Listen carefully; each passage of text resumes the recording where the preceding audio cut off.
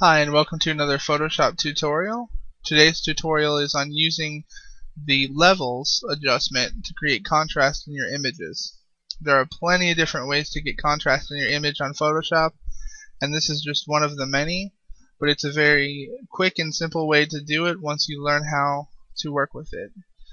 So here I have a partially edited image in Photoshop CS6. This method should work with all the other additions. And the first thing I'm going to do here is come down to my adjustments and choose levels. It's going to open this panel over here. As you can see, it's a histogram just like the one we have up here, and there are three sliders just beneath the histogram. Think of these as your shadows, your midtones, and your highlights.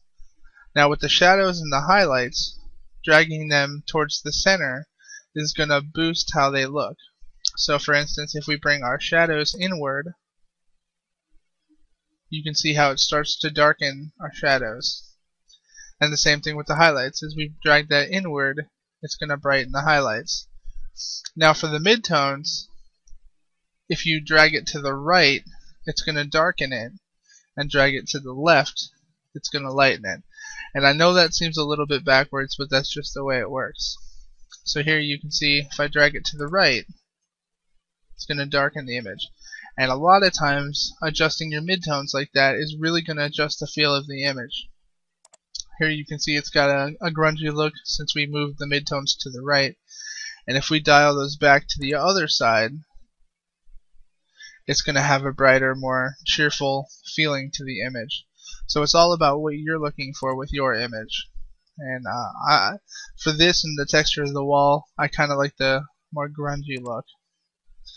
Now also this slider down here below is going to have a little bit opposite effect from what we had up here. So by dragging in the shadows area, it's going to brighten them. And by dragging in the highlights, it's going to darken them. And usually for the heavier contrast, more of a clean image, you want to leave these all the way out on the outside. But in some cases, it may just be a little bit too much. So by dialing these in, it's going to help not make everything so extreme. But for me, I like to keep them out, but it's an option there. And let's bring our adjustment panel back, dock it. Now, just with this layer, as with any layers, you can drop the opacity. So if this is a little bit too much contrast for you, you can come to the opacity slider and we can drop that down. Now make sure you're on the correct layer, but you can drop that down. So we're at 65%. That means only 65% of the levels is showing through. So therefore you're going to have more of a mix of the not adjusted layer. And that way it can dial back, and if that's still too much, you can keep going down to where it's just a hint of contrast. And you can still see a difference if we turn it off and then on. And then as we move all the way up to 100% where we were before, this was before and this is after. So levels is a really effective way of doing it. And you can always go back and change it. Say we don't want this to be black and white. But now the levels might not be where you want them to be. Now that it's colored, you might want to make a difference. So we're going to come back to levels and open that back up. And here's the settings where they were, and you can adjust accordingly. So you might think a little bit different look with the colored image would work better. So now you have that, and of course if you go back to black and white, you can always come back to your adjustments and get back to where you were at before. So I hope this kind of cleared up some stuff.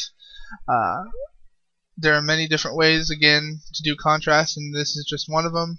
But it's a pretty quick way, especially if you just want to see how your image looks with enhanced contrast, or if you want to control it kind of like curves, but without having to deal with individual points and moving it along the grid. This is a really simple, quick way to get a similar effect.